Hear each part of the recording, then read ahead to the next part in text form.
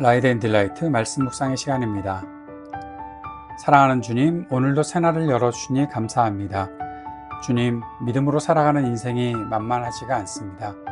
예기치 않았던 기쁨을 만나는 것이 감사하지만 때로 큰 아픔과 상처로 힘겨울 때가 더 많은 것 같습니다. 하지만 오늘도 주님은 우리와 함께 하신다는 약속의 말씀을 기억하게 하시고 마음에 새기게 하십니다. 주님, 그 말씀을 믿고 다시 일어설 소망을 확인합니다. 성령께서 오늘도 말씀의 빛을 우리 삶에 비추어 주옵소서. 예수님 이름으로 기도드립니다. 아멘. 오늘은 데살로니가 전서 4장 13절에서 18절까지의 말씀을 함께 읽고 묵상하겠습니다. 데살로니가 전서 4장 13절에서 18절까지의 말씀입니다. 형제자매 여러분, 우리는 여러분이 잠든 사람의 문제를 모르고 지내는 것을 원하지 않습니다. 여러분은 소망을 가지지 못한 다른 사람들과 같이 슬퍼하지 않아야 할 것입니다. 우리는 예수께서 죽으셨다가 살아나신 것을 믿습니다. 이와 같이 하나님께서 예수 안에서 잠든 사람들도 예수와 함께 데리고 오실 것입니다. 우리는 주님의 말씀으로 여러분에게 이것을 말합니다. 주님께서 오실 때까지 살아남아 있는 우리가 이미 잠든 사람들보다 결코 앞서지 못할 것입니다. 주님께서 호령과 천사장의 소리와 하나님의 나팔 소리와 함께 친히 하늘로부터 내려오실 것이니 그리스도 안에서 죽은 사람들이 먼저 일어나고 그 다음에 살아남아 있는 우리가 그들과 함께 구름 속으로 이끌려 올라가서 공중에서 주님을 영접할 것입니다. 이리하여 우리가 항상 주님과 함께 있을 것입니다. 그러므로 여러분은 이런 말로 서로 위로하십시오. 아멘. 사랑하는 이와의 이별, 인간이 감당할 수 없는 슬픔. 인생을 살아가면서 우리가 겪는 가장 큰 슬픔과 절망은 단연 사랑하는 이와의 죽음을 통한 이별일 것입니다. 세상의 그 어떤 말이나 따뜻한 몸짓도 죽음 앞에서 인간이 느끼는 근본적인 허무와 슬픔을 완벽히 메워주지는 못합니다. 데살로니가 교회 성도들 역시 재림을 기다리면서 먼저 세상을 떠난 지체들로 인해 깊은 슬픔과 혼란에 빠져 있었습니다. 그들과 함께 있지 못하고 먼저 세상을 떠난 사람들은 환난 때문에 그렇게 세상을 떠난 사람들이 되었기에 더 큰 슬픔, 더 큰 혼란이 그들에게 있었던 거죠. 바울은 죽음의 두려움을 산상조각내는 복음의 핵심, 부활과 재림, 그리고 영원한 동행의 소망으로 참된 위로를 전하는 메시지를 오늘 본문을 통해서 그들에게 주고 있습니다. 오늘 본문을 보면서 저는 그리스도인의 신앙 고백이 바로 여기에 있다라는 생각을 하게 되었습니다. 그것은 무엇인가 하면 부활, 재림, 그리고 영원한 동행을 향한 믿음의 고백이죠. 우리는 예수께서 죽으셨다가 살아나신 것을 믿습니다. 이와 같이 하나님께서 예수 안에서 잠든 사람들도 예수와 함께 데리고 오실 것입니다. 여러분, 이것이 우리 신앙 고백의 매우 중요한 고백입니다. 예수 그리스도의 부활을 믿는 것이고 다시 오실 주님을 믿는 것. 그것이 우리 신앙 고백의 핵심이라고 할 수도 있죠. 오늘 본문을 보면 바울은 죽음을 표현할 때 끝이라고 말하지 않았죠. 자는 것이다 라고 표현하고 있습니다.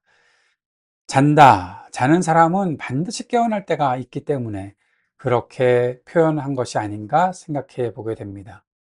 이 사실들을 한번 더 생각해 보도록 하죠.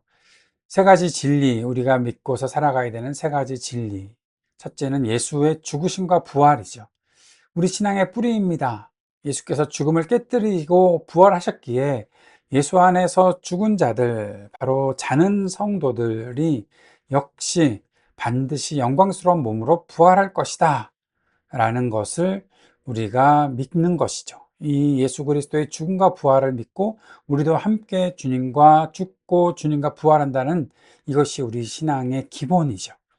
그리고 두 번째, 우리에게 있어야 되는 매우 중요한 진리와 믿음, 주님의 재림이고 영광스러운 만남입니다. 오늘 본문에서 주님께서 호령과 천사장의 소리와 하나님의 나팔 소리로 친히 강림하신다. 먼저 죽은 자들이 일어서고 살아남아 있는 자들도 구름 속으로 끌어올려 공중에서 주를 영접하게 된다. 이것이 우리가 믿는 믿음입니다. 여러분, 이 사실을 믿는 것, 주님께서 다시 오실 것이고 우리가 다시 주님 안에서 일으켜질 것이다 라는 사실을 믿는 것, 이것이 우리에게 있어서 없어서는 안 되는, 희미해져서도 안 되는 매우 중요한 신앙의 고백입니다. 그리고 이것과 함께 우리에게 굉장히 중요한 한 가지 믿음, 항상 주님과 함께 있다. 주님과 함께 있으리라. 항상, 영원히. 부활과 재림의 궁극적인 목적이 뭘까요? 그래서 굉장히 놀라웠다, 화려한 그 놀라운 기적이 일어났다가 아니라 주님과 영원히 함께 거하는 것입니다. 부활했는데 주님이 안 계시면 이상하죠. 그리고 주님께서 다시 오신다고 하셨는데 거기서 우리가 주님과 함께 있지 못하는 일들이라면 그 이벤트가 무슨 의미가 있겠습니까? 주님께서 우리에게 다시 오시는 이유는, 우리를 부활하게 하시는 이유는 바로 주님과 영원히 함께 거하게 하시기 위해서이다 라는 것입니다. 천국에 왜 갑니까? 주님과 영원히 함께 거하기 위해 가는 것이죠. 내가 잘나서 가는 것 아니고, 내가 그동안 잘했기 때문에 뭔가를 받으러 가는 거 아니고, 주님이 거기 계시기에 가는 것입니다. 하나님 나라를 왜 우리가 이 땅에서 사모하고 삽니까? 주님과 함께 거하는 것을 우리가 사모하기 때문에 하나님 나라를 우리가 늘 바라보며 그 통치를 받으며 살아가는 거죠. 우리는 어디로, 누구와 영원히 거할지를 아는 사람들이다. 이 사실이 우리의 믿음에 매우 중요한, 가장 중요한 것임을 우리가 잊지 않았으면 좋겠습니다. 그리고 한 가지 더 살펴보고자 하는 것은 위로입니다. 그러므로 여러분은 이런 말로 서로 위로하십시오 라고 했죠. 여기 위로라는 말은 파라칼레오라는 말인데, 이 말은 여러분 단순히 내가 너 공감해, 심파시라는 영어가 있죠. 예, 공감해 주는 거. 그래, 너 참 슬프겠다. 그래, 그래, 내가 그 슬픔을 나도 알고 있어. 라고 하는 거. 그런데 이 공감이 위로가 되기는 하지만 성경이 말하는 이 위로라는 말은 좀 다른 뜻이 있습니다. 곁에 불러 일으켜 세운다라는 뜻이 있어요. 고대 전쟁터에서 상처 입고 낙심하여 쓰러진 군인을 치료하고 용기를 북돋워서 다시 손에 칼을 쥐어주고 전장으로 나아가도록 세우는 강력한 동력을 의미하는 것이 바로 위로입니다. 성경이 말하는 위로입니다. 상황을 바꾸지 못하는 것이 아니라 그 상황을 다 바꿔버리는 거예요. 성경적 위로는 확실한 부활의 소망에 기초하기 때문에 다시 일어나서 살아갈 수 있는 능력을 갖게 만드는 것. 그것이 바로 성경이 말하는 위로입니다. 여러분이 이러한 말로 서로 위로하십시오. 앞에서 있었던 일들, 주님의 부활과 재림을 믿고 주님과 영원히 함께 한다는 것을 믿기 때문에 일어서서 우리의 일상을 다시 살아갈 힘을 갖도록 이렇게 위로하라, 서로를 세워주라. 이 험악한 전투, 이 믿음과 인생의 이 전투 속으로 다시 나아가게 하라 라는 말이 여기에 있는 거죠. 이 위로가 우리 안에 있어야 하는 것입니다. 오늘 본문을 적용해 봅시다. 먼저 개인적인 적용입니다. 나는 죽음 앞에서도 부활과 영혼의 소망을 품고 있는가? 죽음이나 유한한 인생의 한계 앞에서 소망 없는 불신자처럼 무기력하게 슬퍼하거나 두려워하고 있지는 않은가 하는 것입니다. 이 말을 또 잘못 오해해서 장례식장 가서 슬퍼하면 안 된다. 뭐 웃고 또 축복하고 막 그런 거 아니고요. 무기력하게 슬퍼하거나 거기서 두려워하거나 그냥 낙심해 있지 말아야 한다라는 이야기를 하는 겁니다. 장례식장 가서 함께 슬퍼하는 것은 당연한 일이고요. 그 속에서 위로함으로 더 영원한 소망을 갖도록 서로를 그렇게 세워가는 것이 우리에게 필요하다는 말씀을 하고 있는 것입니다. 땅의 삶이 전부가 아님을 기억해야 합니다. 항상 주님과 함께 있으리라는 약속을 가슴에 품고 죽음의 공포를 이겨내는 부활신앙을 소유하는 것이 필요합니다. 내 삶의 시선을 땅의 문제에서 하늘의 소망, 즉 주님이 다시 오실 영광의 날로 옮겨서 담대함을 회복하는 것, 그것이 우리에게 있어야 하는 적용점이 아니겠습니까? 공동체적으로 적용하면서 서로를 소망의 말씀으로 일으켜 세우고 있는가 한번 돌아봅시다. 슬픔과 이별, 고통을 당한 지체들에게 우리는 어떤 위로를 건네고 있습니까?